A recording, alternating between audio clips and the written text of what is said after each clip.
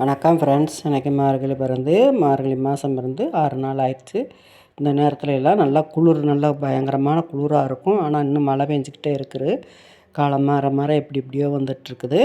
இன்றைக்கி இந்த குழந்தைகளுக்கு இந்த மழை நேரத்தில் ஏதாவது செஞ்சு கொடுத்துட்டு இருந்தாங்க. இன்னும் பரீட்சை லீவு வேறு வந்துடுச்சு. ஏதாவது செஞ்சு கொடுத்தா ஸ்நாக்ஸ் மாதிரி சாப்பிட்டு குழந்தைகளும் விளாண்டுட்டு இருப்பாங்க. திரும்ப ஏதாவது அவங்களுக்கு சாப்பிடணும்னு தோணும். நம்ம எதாவது செஞ்சு கொடுக்கலாங்கிறதுனால இன்றைக்கி பூரணம் செஞ்சு கொழுக்கட்டை செஞ்சு கொடுக்கலான்னு சொல்லிட்டு எடுத்து வச்சுருக்கேன். அதுக்கு மாவு பச்சரிசி மாவும் கொஞ்சமாக அதோட கார்ன்ஃப்ளவர் மாவு போட்டு பிசைஞ்சு வச்சாச்சு. உப்பு லைட்டாக மட்டும் உப்பு போட வச்சுருக்கேன். இப்போ ஜீனியும் வெல்லம் போடாமல் நான் ஜீனி வச்சு தான் பூரணம் செய்கிறதுக்கு ரெடி பண்ணியிருக்கேன். ஜீனி நல்லா தேங்காய் பூ நிறையா எடுத்து வச்சாச்சு.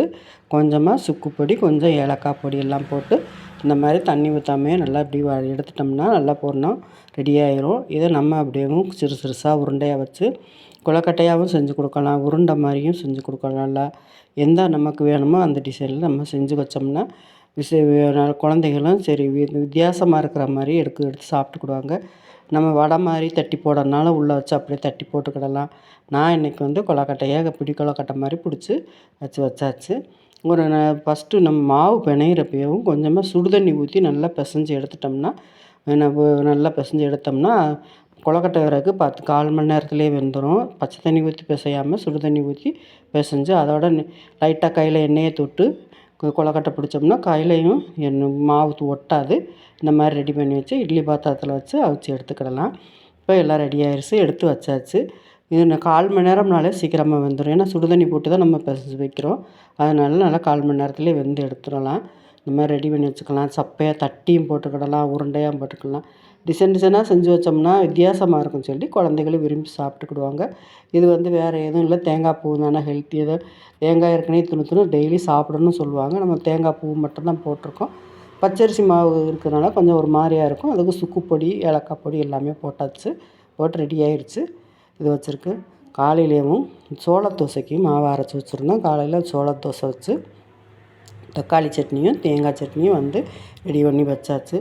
ஒரு சட்னி மட்டும் வச்சாலும் சில நேரத்தில் குழந்தைங்க தேங்காய் சட்னி சில குழந்தைங்களுக்கு பிடிக்காது, விரும்ப மாட்டாங்க. அதோட கொஞ்சமாக தக்காளி சட்னி வச்சிட்டோம்னா சாப்பிட்டுக்கிடுவாங்க. சோள தோசை தான் நல்லா அரைச்சி வச்சுருந்தோம். நல்லா அப்படி புளிச்சு நல்லா வந்தால் தான் தோசை நல்லா மெதுவாக இருக்கும். நம்ம இட்லியாகவும் ஊற்றலாம். சோள இட்லி இன்றைக்கி நான் தோசை தான் ஊற்ற போகிறேன்.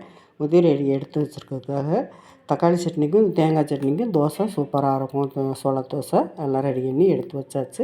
மதியத்துக்கும் சாதம் வடித்து வெள்ளை மொச்சப்பயிறு போட்டு குழம்பு வைக்கிறதுக்கு எடுத்து வச்சுருந்தேன். நல்லாயிருக்கும். வெள்ளைப்பயிறு கொஞ்சம் கருப்பாக இருந்தால் கூட குழந்தைங்க விரும்பி எடுக்க மாட்டாங்க. இது வெள்ளையாக இருக்கிறதுனால எடுத்து சாப்பிட்டுக்கிடுவாங்க. வெள்ளை மொச்சப்பயிறு போட்டு குழம்பு வச்சு அதோட ஆம்லேட்டும் ரெடி ஆயிடுச்சு. ஏதாவது குழந்தைங்களுக்கு செஞ்சு கொடுத்துட்ருக்கணும். ஒரு நேரத்துக்கு டீ கேட்பாங்க, ஒரு நேரத்துக்கு விளாண்டுட்ருக்கையில் வேறு ஏதாவது கேட்பாங்க. நமக்கு எது தெரியுமோ அதை ரெடி பண்ணி கொடுத்தா குழந்தைகளை விரும்பி சாப்பிட்டுக்கிடுவாங்க. இப்படி ரெடி பண்ணியாச்சு.